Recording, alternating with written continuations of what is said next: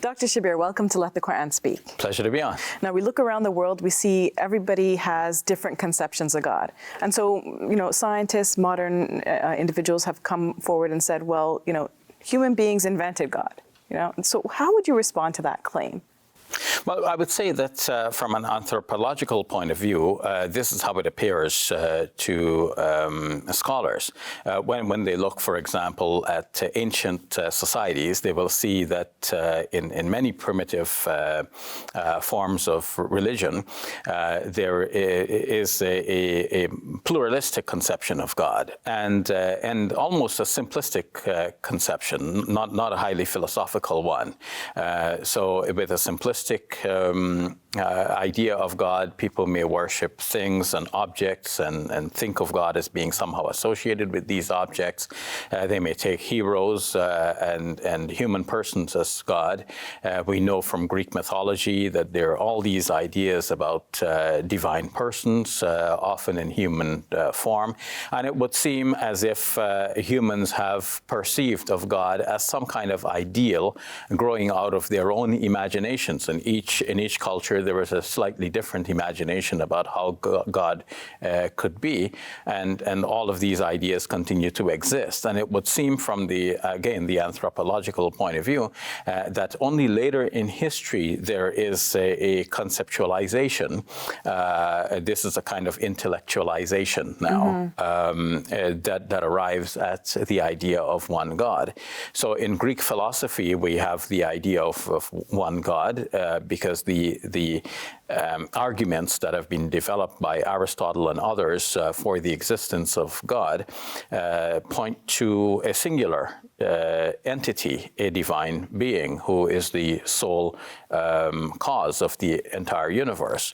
And then we see also in Vedic tradition, even though we start out with the Vedas seeming to represent a variety of gods, later on in the Upanishads we have, and about the 6th century of BC, the conceptualization that all of the multiplicity of gods really represent only the one God, the Brahman, the universal spirit.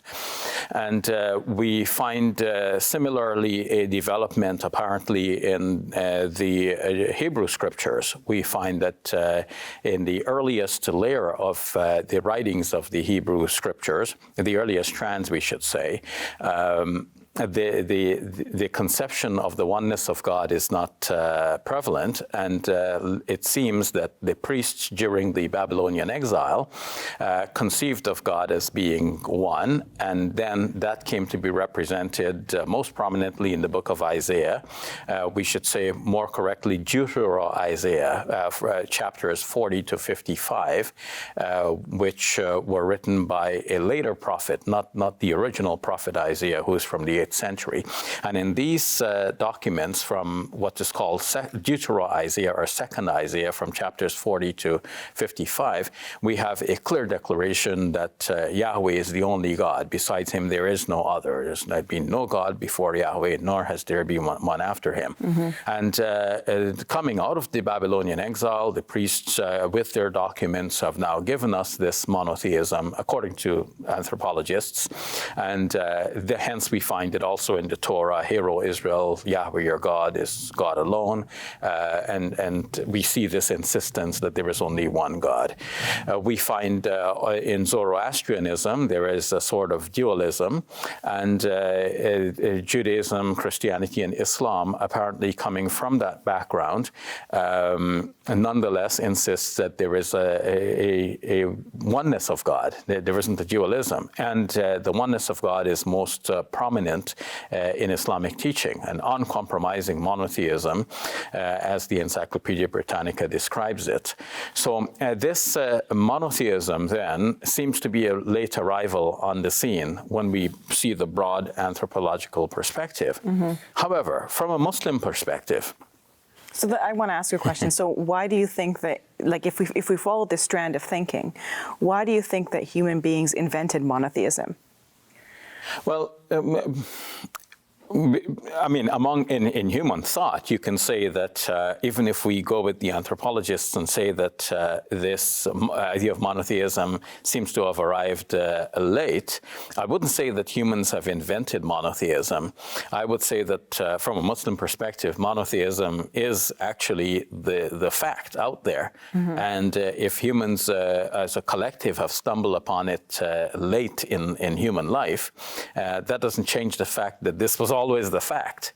From the Quranic perspective, this has always been the fact. There has always been only one God. And people in various ways have tried to reach out to that one God and to relate to that one God. And maybe the imagined God, like themselves, or maybe as some kind of an ideal human being. Given their primitive ways of thinking, they conceived of God in many different ways, and each culture in its own way. But that doesn't change the fact that this is the one God that has always existed.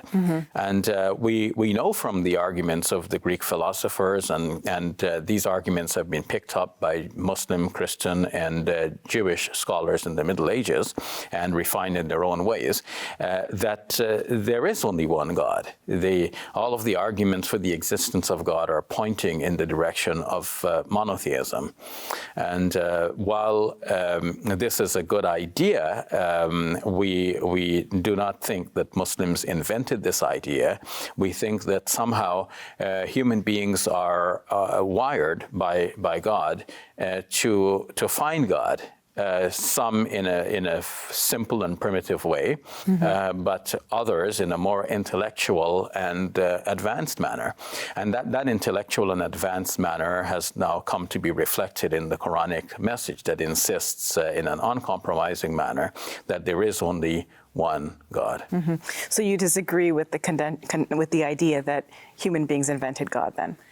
Yes, that idea comes almost from the presupposition that there is no God to begin with, and if we see people believing in God, now we must explain why do people believe in God. Maybe people feared what they didn't know. They heard the thunderclaps, and they wanted to put their faith in some entity that could save them from the dangers that they do not recognize. And now we, in our modern scientific age, we are able to conquer everything, so we have no reason to fear what is out there, and no reason to put our faith in something we do not see.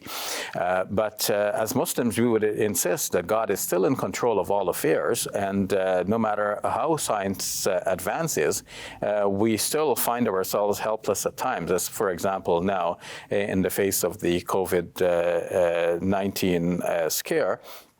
That does not mean that we should invent God just to be happy or to feel some comfort in a higher being, but we come to see the helplessness of human beings. And it also does not mean that we abdicate responsibility and we fail to do our part in inventing the cures and developing the vaccine and so on, and practice the social distancing and physical distancing that is required, all of the health and hygiene rules and principles to be observed. All of that we should maintain as human beings. But at the end of the day, human beings are not in full control of ourselves and our universe. We do need a supreme being to help us and to guide us and to look out for our future. But all of this does not mean that because we need one, we should invent one, even if it does not exist. But what this points to is the idea that there is no God.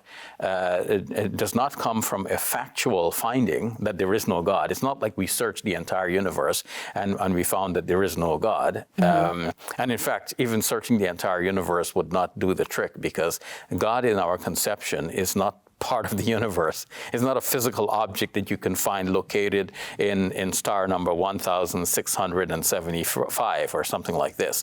It's so you don't go searching that star. But God could have revealed God's self to people in the same way at all times, right? So that we would have one conception of God rather than all these different understandings.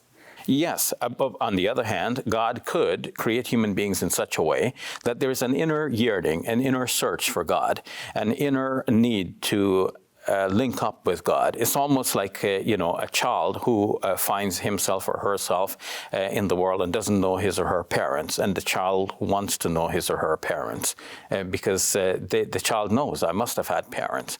So in a similar way, human beings are somehow created with the sense, most of us are, that there must be a creator, and we want to have some relationship with that creator. And so, like the child who may then look at any image and say, well, wait a minute, this image resembles me, maybe that's my parent, and then tries to reach out to that one. In a similar way, it seems that human beings have been trying to conceptualize God and trying to reach out to God in their own simple ways. And maybe that's enough for them, and that's all God demands of them, because God does not demand of people more than they're capable of. So the ways in which people were capable of reaching out to God, that would have been acceptable to God because that's all that could be expected of them. There is a story in Islamic tradition that the Prophet Moses, peace be upon him, met a man who was heard saying that, God, if you come down, I'll massage your legs and so on, because to him that's what he could do for God. But in his own conception, like God is this, like a human being. And Moses rebuked the man. But then God said to Moses, why did you rebuke him? He said that out of the love and reverence for me.